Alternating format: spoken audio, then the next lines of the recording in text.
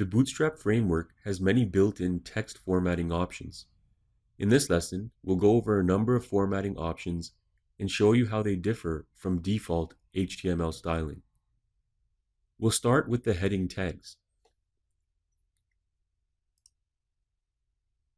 In the HTML code, on the left-hand side of the screen, we can see we have H1, H2, right to H6.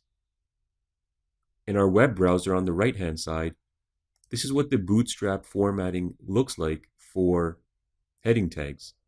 We can see H1 right down to H6.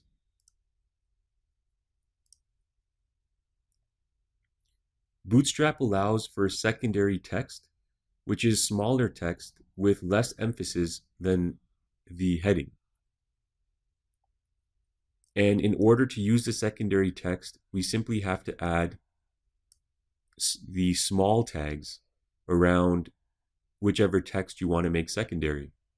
And so you can see we've done that for a number of items here. Right from heading H1 to H6, we've added small tags around the text, secondary text. And that is what it looks like here.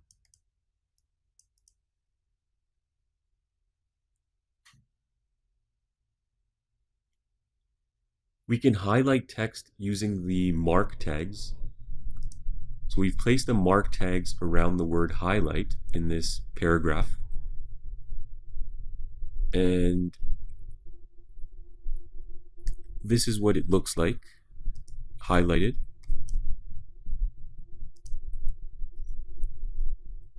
We can also create a dotted underline with a tooltip, as you see here, using the ABBR tags. So we've placed these tags around the word underline. So you can see that we do have the dotted underline. The tooltip that appears, we've put the word explanation in there, just for demonstration purposes. And you can do that by adding title equals, and in our case it's explanation, but you can put in any text you want in there.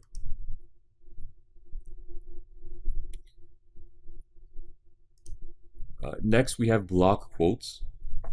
Block quotes allow us to place emphasis on quotes using the block quote tag. And that's this tag here. The open block quote tag has an a closing block quote tag. This is what a block quote looks like. You can see the format of the block quote. We can add a footer to a block quote using the footer tag.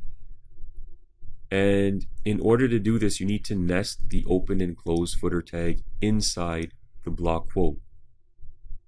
And that's what the footer looks like here.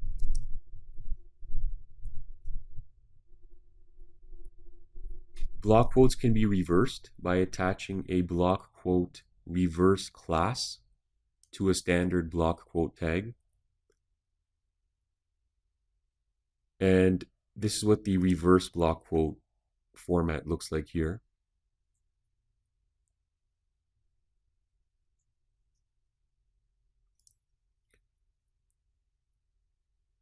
We can use the code tags to highlight text in our HTML page. So here we have a paragraph of text here. And you can see that we've applied the open and close code tag around a few words. And this is what it does. You can see we've placed a code tag around div, section, and span. Code tags are typically used when highlighting blocks of code.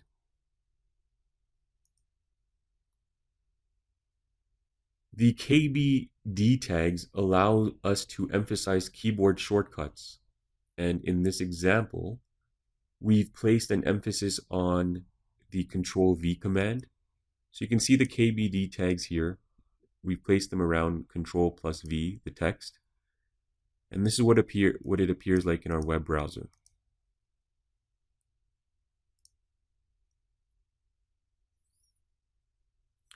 The pre-element allows us to display text exactly as it appears in the HTML document. Typically, white space is ignored when viewing an HTML page in a web browser. So you can see here we have white space here. We also have line breaks. So the text jumps to new lines in the HTML code. Now, typically our web browser would ignore this, the white space, but using the pre-element, it preserves all white space, including line breaks. So it shows up exactly how it would appear, or does appear in our case in the HTML code.